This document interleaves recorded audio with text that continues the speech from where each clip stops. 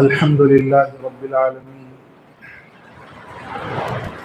والعاقبة للمتقين والصلاة والسلام على سيد الأنبياء والمرسلين محمد وآله وأصحابه أجمعين. أما بعد فأعوذ بالله من الشيطان الرجيم. بسم الله الرحمن الرحيم. وجعلناهم أئمة يهدون بأمرنا لما صبروا وكانوا بآياتنا يوقنون. صدق الله العظيم. وقال النبي صلى الله عليه وسلم إن الله وملائكته وأهل السماوات والأرض حتى النملة في حجرها وحتى الحوت ليصلون على معلم الناس الخير أو كما قال عليه الصلاة والسلام. صدر جلسہ، معزز و مکرم حضرات اساتذہ کرام، علماء اعظام اور عزیز طلبہ، اللہ کا نام لے کر اس کی حمد و ثنا بیان کرتے ہوئے آقا رحمت تاجدار مدینہ رحمت للعالمین شفیع المذنبین خاتم النبیین جناب محمد الرسول اللہ صلی اللہ علیہ وسلم کے دربار میں ہدیہ درود و سلام پیش کرنے کی سعادت پاتا ہوں۔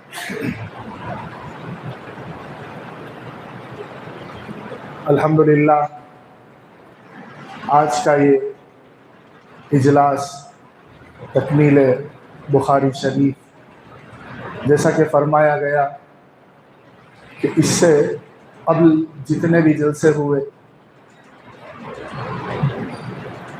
والد محترم حضرت العلامہ علامہ مفتی محمد عتیق الرحمن صاحب رحمہ اللہ کی درس سے تکمیل ہوتا رہا۔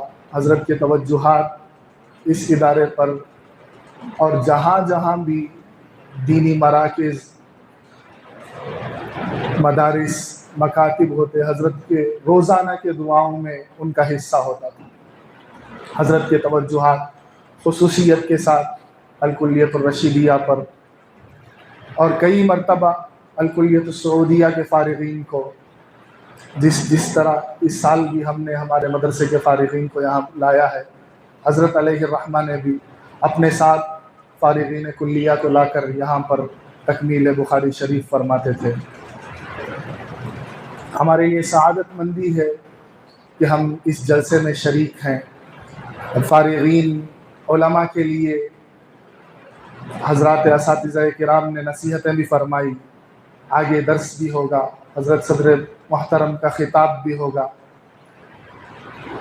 اللہ تبارک و تعالی نے ہم پر جو ذمہ داری عائد فرمائی ہے، بڑے حضرت علیہ الرحمہ جو فارغین کو نصیحت فرماتے تھے، خصوصیت کے ساتھ وہ یہ باتیں ہوتی کہ نکل کر جانے کے بعد کس سنجیدگی کے ساتھ حالات کا جائزہ لینا ہے، لوگوں کی نبض شناسی کرنی ہے، نباز بننا ہے، لوگوں کو ان کے مزاج کے اعتبار سے دین کو پہنچانا ہے، آسانیوں کے ساتھ، سہولتوں کے ساتھ، ان پر مشقتیں ڈال کر نہیں۔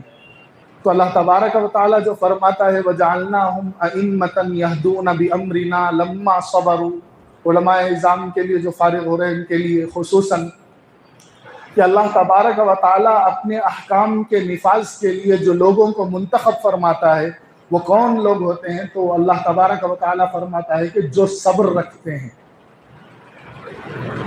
ہم امام ہیں، قائد ہیں، پیشوا ہیں، رہبر ہیں، ہمارے اندر زبردست صبر کا مادہ ہونا چاہیے۔ کیسا؟ صرف لوگوں کی باتوں پر صبر نہیں، گناہوں سے بچنے کے لیے صبر، نیکیوں پر جمے رہنے کے لیے صبر۔ کوئی کام ہم شروع کر رہے ہیں، امامت یا خطابت، مکتب یا کسی تنظیم سے جڑے ہوئے ہیں، وہاں پر 1000 مرتبہ ہمارے مزاج کے خلاف کام ہوں گے، اس پر صبر، جڑے رہنا، مضبوطی سے ثابت قدمی کے ساتھ رہنا، تب ایک لمبا عرصہ گزرنے کے بعد نتائج سامنے آئیں گے۔ ایسا نہیں کہ ہم آج میدان عمل میں اترے اور کل سے ہمارے سامنے نتائج آ جائیں، ہو ہی نہیں سکتا۔ اور یہ دور پرفتن جہاں پر لوگوں کے دلوں سے اسلام کو سلب کرنے کی ہر ممکن کوشش کی جا رہی ہے، فتنہ الحاد کیسا پھیل رہا ہے پورے عالم میں سوشل میڈیا کے ذریعے سے، اور مسلمانوں کے خلاف جو پروپیگنڈے بنائے جا رہے ہیں، مدارس کے خاتمے کے لیے جو کوششیں ہمارے ملک میں ہو رہے ہیں، اسپین بنانے کی جو ہندوستان کو تیاریوں میں وہ لگے ہوئے ہیں، ایسے میں فارغین کو کیا کرنا چاہیے؟ کس طریقے سے صبر کے ساتھ، تحمل کے ساتھ کام کرنا۔ ہم اللہ کے خلیفہ ہیں اور لوگوں کے امام ہیں۔ اب خلیفہ کب بنیں گے؟ اللہ تبارک و تعالیٰ فرماتا ہے وعد اللہ الذین آمنوا وعملوا الصالحات لَيَسْتَخْلِفَنَّهُمْ فِي الْأَرْضِ كَمَا اسْتَخْلَفَ الَّذِينَ مِنْ قَبْلِهِمْ۔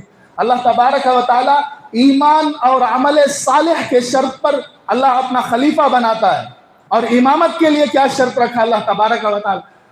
صلاحیت اور صبر۔ ہم اللہ کے خلیفہ بننے کے لیے ہمارے اندر ایمان ہو، اعمال صالحہ ہو، اور پھر لوگوں کے امام بننے کے لیے ہمارے اندر صبر ہو، صلاحیت ہو اور ثابت قدمی ہو، تب جا کر ہم سے کچھ کام ہوگا۔ ایسا نہیں کہ ہم فارغ ہو گئے، آج سے ہم کام کریں گے، پرسوں سے نتائج نکل جائیں گے، نہیں، ایک لمبا عرصہ ہمیں میدان عمل میں صبر کے ساتھ، ثابت قدمی کے ساتھ اپنے آپ کو مٹا کر لوگوں کے درد کو، یعنی جو لوگ فتنہ الحاد میں مبتلا ہو رہے ہیں ان کے سلسلے میں دعائیں کرتے ہوئے کہ کیا ہو رہا ہے امت کے ساتھ، ہمارے سینے کھولنے چاہیے، جیسے رسول اللہ صلی اللہ علیہ وسلم کا سینہ کھولتا تھا۔ صحابہ کرام فرماتے ہیں ایسا محسوس ہوتا تھا کہ ہانڈی پک رہی ہے، آپ علیہ السلام کے سینے سے ایسی آواز آتی۔ جب حضرت جبرائیل علیہ السلام جہنم میں جانے والوں کے نام لے کر، یعنی کون سی امت جہنم میں جائیں گے، وہ لا کر آپ علیہ السلام کے اصرار پر بتائے کہ یہودی بھی جہنم میں جائیں گے، نصرانی بھی جہنم میں جائیں گے، شرک اور کفر کرنے والے بھی جہنم میں جائیں گے۔ پھر خاموش ہو گئے تو آپ علیہ السلام نے اصرار فرمایا، کون، کیا آپ کہنا چاہتے ہیں بتائیں۔ تو حضرت جبرائیل بڑے غم زدہ لہجے میں فرماتے ہیں کہ اللہ کے رسول، آپ کے امت میں سے بھی بہت سے احباب جہنم میں جائیں گے۔ تو رسول اللہ صلی اللہ علیہ وسلم کی کیفیت کیا ہو گئی تھی؟ آپ تڑپ گئے اور اپنے حجرے میں چلے گئے، اور 3 دن تک آپ پر ایسی حالت طاری تھی کہ حضرت ابوبکر صدیق رضی اللہ عنہ 3 دن کے ختم ہونے پر آپ کے حجرے میں جا کر سلام کرتے ہیں، جواب نہیں مل رہا۔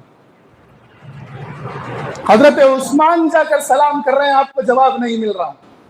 پھر صحابہ حالات کی سنجیدگی کو مد نظر رکھتے ہوئے حضرت علی کرم اللہ وجہ سے کہتے ہیں کہ ایسا ہو گیا کہ آپ امامت فرما رہے ہیں، گھر بھی نہیں جا رہے ہیں، اپنے حجرے میں جا کر خاموشی سے بیٹھ رہے ہیں، کیا معاملہ ہے؟ حضرت علی رضی اللہ عنہ فرماتے ہیں آپ کے سلام کا جواب نہیں ملا تو میرے سلام کا کیسے جواب ملے گا؟ پھر حضرت علی کرم اللہ وجہ اپنی زوجہ محترمہ رسول اللہ صلی اللہ علیہ وسلم کی دختر سیدۃ النساء اہل جنہ کے پاس جا کر کہتے ہیں کہ ایسا معاملہ ہے، آپ حل کریں۔ حضرت فاطمہ جا کر جب سلام کرتی ہیں تو سلام کا جواب ملتا ہے، پھر کہتے ہیں کہ میری امت کے لوگ بھی جہنم میں جائیں گے۔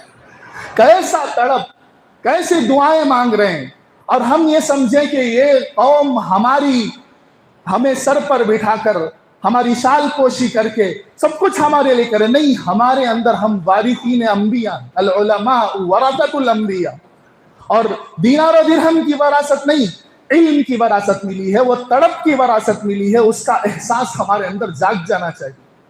چھوٹے چھوٹے مسائل کا اختلاف، جزوی مسئلے کے اختلاف کو پس پشت ڈال کر، دل کو کشادہ رکھ کر، لوگوں سے مل کر ایک بڑی تنظیم بنا کر لوگوں کی حفاظت، اسلام کی حفاظت، اس کی اشاعت کے لیے جدوجہد کرنا، ہر لمحہ اس کی فکر ہمارے دل و دماغ میں رکھنا، یہ ہماری ذمہ داری ہے۔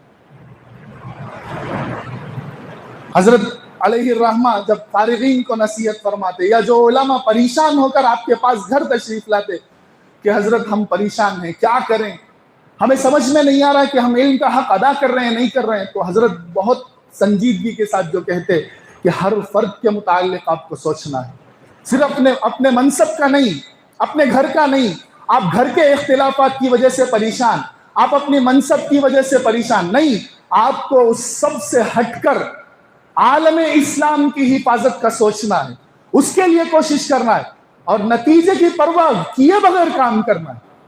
اور حضرت علیہ الرحمہ یہ شعر پڑھتے تھے, کچھ کیے جاؤ لے کے نام خدا, کچھ کیے جاؤ لے کے نام خدا, کچھ نہ کرنا بڑی خرابی ہے, کامیابی کچھ اور چیز نہیں, کام کرنا ہی کامیابی ہے. تو ہمارے سامنے ہم جو خواب دیکھتے ہیں کہ کیا کیا کرنا ہے, کیسے کرنا ہے, حل کرنا ہے, نہیں صرف خواب نہیں دیکھنا, اٹھ کے جد و جہد سے ہو تیری ہستی کامیاب. خواب آخر خواب ہے, کب تک رہے گا محض خواب؟ تو اٹھ جانا چاہیے, اٹھ کر کوششوں میں لگ جانا چاہیے, منصوبہ بنانا چاہیے کہ ہمارے محلے کو ہم کیسے درست کر سکتے ہیں, ہمارے علاقے کو کیسے درست کر سکتے ہیں, ہمارے صوبے کو کیسے درست کر سکتے ہیں, ہمارے ملک کو کے حالات کو کیسے درست کر سکتے ہیں, وہاں مساجد و مدارس کی حفاظت کے لیے ہم اپنے آپ کو کیسے لگا سکتے ہیں. عالم اسلام میں جو پریشانیاں ہیں, فلسطین کے مسلمان جو پریشان ہیں, وہاں کے لوگوں کے لیے میں اپنے ذات کے طور پر کیا کر سکتا ہوں, سوچنا چاہیے, اسے پیپر میں لانا چاہیے, بڑے اساتذہ کے پاس لے کر جا کر حضرت میں ان کے لیے کیا کر سکتا ہوں, یہ درد اور تڑپ ہمارے اندر ہو, ہم وہ لے کر ہمارے اکابر کے پاس پہنچے, پھر وہ ہمارے لیے راہ بتائیں. ایسا نہیں جیسے بتایا گیا کہ فارغ ہو گئے اور اپنے آپ کو مکمل سمجھ گئے, ایسا نہیں. اساتذہ سے مضبوط رب تب جا کر کام ہو سکتا ہے. میں ایک شعر رب کے سلسلے میں پڑھ کر اپنی بات ختم کرتا ہوں. پیوستہ رہ شجر سے امید بہار رکھ, جب تک ہم اپنے شجر سے لگے ہوئے رہیں گے تب تک ہم پھلتے پھولتے رہیں گے, مضبوط بنیں گے. اساتذہ سے جب تک ہمارا تعلق رہے گا ہم کام کرتے رہیں گے. جب ہم مطمئن ہو جائیں گے تو سمجھیں کہ وہاں سے ہمارے ذریعے سے کام ہونا ختم ہو جائے گا. اللہ حفاظت فرمائے. اللہ تبارک و تعالی آج کے فارغین کو اور تمام علماء کو عالم اسلام کی حفاظت کے لیے, اعلاء کلمت اللہ کے لیے قبول فرمائے. آمین. وآخر دعوانا الحمد للہ رب العالمین.